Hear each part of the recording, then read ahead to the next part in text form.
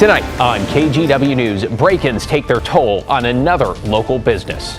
And then at the turn of the year, all of a sudden people started getting robbed. The video behind why this cannabis wholesaler says he's done.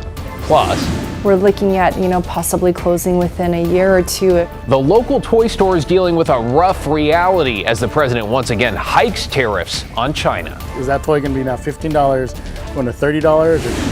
Then, 'tis the season to ride, the new program meant to make e-bikes more affordable. And later, hammered high, a rising blast, left field, Dubon watching, go! The grand slam moment that took the Mariners from way behind and put them on the path to victory.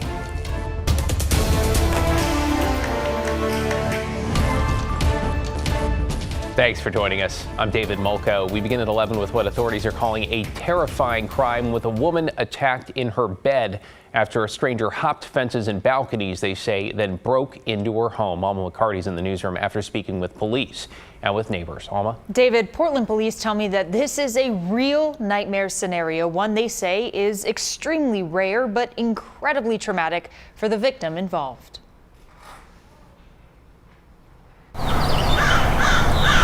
It's beautiful, there's school, there's parks and everything, and just bad things happen. And neighbors in this Southeast Portland community not far from Reed College say they've dealt with some thefts and break-ins, though nothing like this. Unfortunately, I'm not surprised. Portland police first responded around 11:30 Tuesday night to Southeast 30th and Schiller to at least 3 reports of a man climbing fences and scaling balconies in the area, though Sergeant Kevin Allen says they couldn't find him. Unfortunately, about 4:50, we got the call that somebody was reporting that this suspect had broken into an apartment and assaulted a woman who was sleeping inside. Officers say they believe the suspect broke into a ground floor unit through a locked sliding door. She felt like, she was in a safe environment.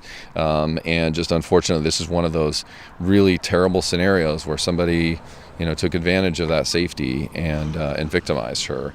The victim's roommate, authorities say, chased the attacker out, calling 911.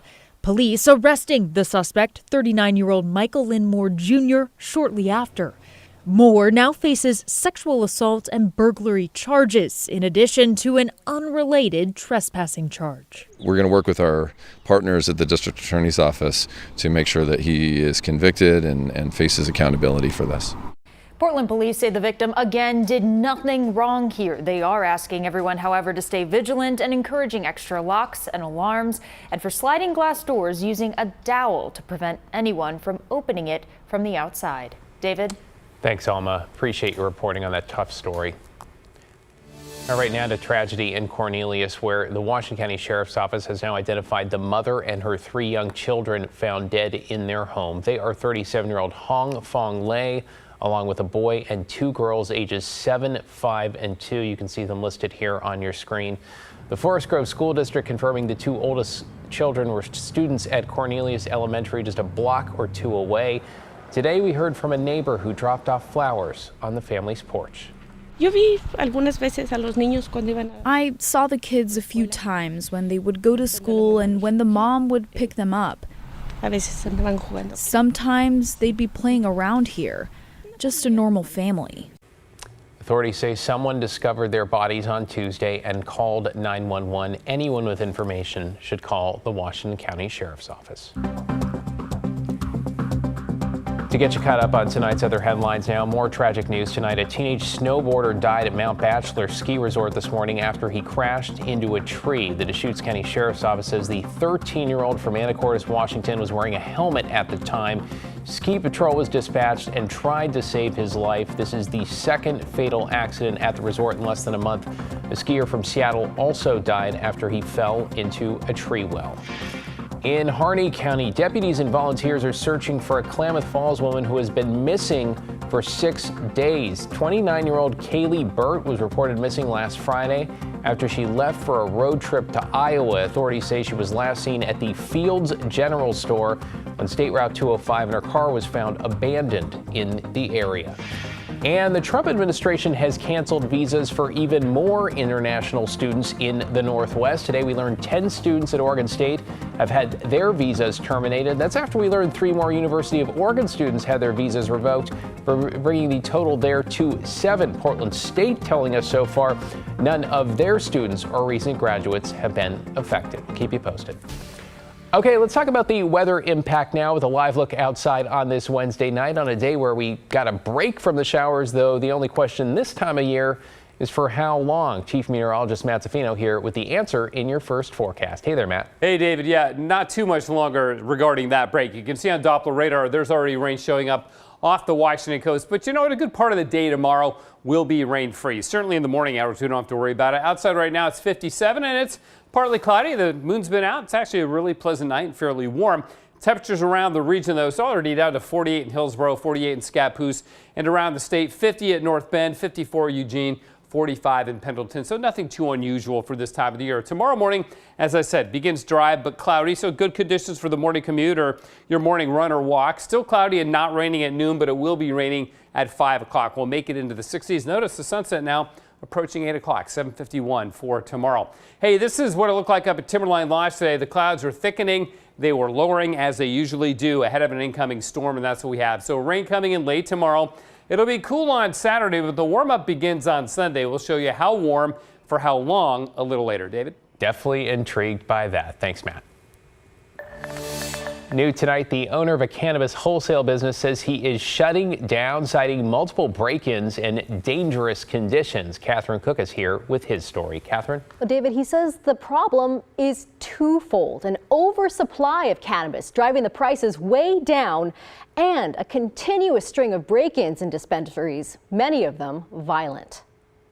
The economics of cannabis just don't make sense. After 9 years in the cannabis business, Joel Stewart is pivoting following a string of break-ins and changes within the industry. It's flooded. There's too much product. It's oversaturated. It's the best weed in the country, and we have the cheapest prices. Which begs the question, why all the break-ins? You can take weed and sell it on the black market for a lot more money. Last June, Stewart started Shades PDX, a wholesale business that transports bud from local farms to dispensaries.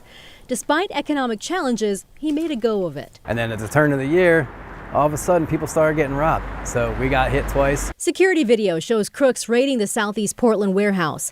It was the last straw for Stewart, who's in the process of closing. I got friends that are in dispensaries right now getting robbed and pistol whipped, and I got like people's livelihoods getting destroyed. Back in January, Portland Cannabis Market, the biggest retailer in the city, closed after 7 break-ins.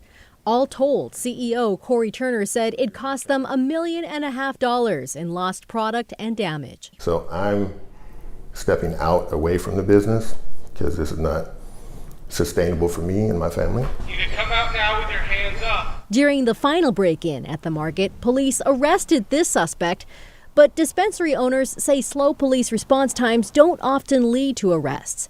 Police tell us that's due to understaffing. I think that there is enough tax revenue coming from our industry that there should be something put in place that is, advocating for us and protecting us in these scenarios. Matt Bucher owns Truly Pure in Southeast Portland.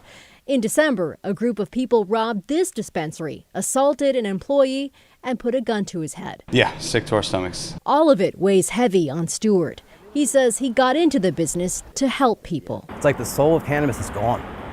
It's ripped out. In Southeast Portland, Catherine Cook, KGW News.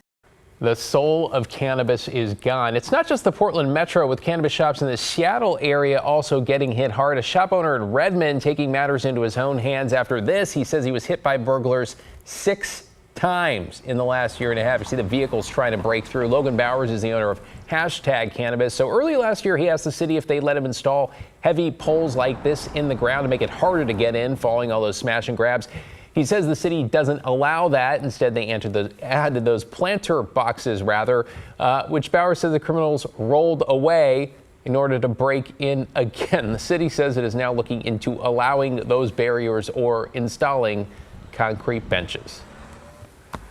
Back here, the Clark County Sheriff's Office is investigating the man who organized an outdoor expo last month. Video from the event here shows vendors packing up early because so few people attended. They say the promoter told them he sold upwards of 60,000 tickets to the event at the Clark County Expo Center, but the sheriff's office says at most 2,000 people attended over 3 days. So what we're going to look at is kind of falls under like that theft by deception, and what kind of, if there's enough deception there to say that maybe something exists.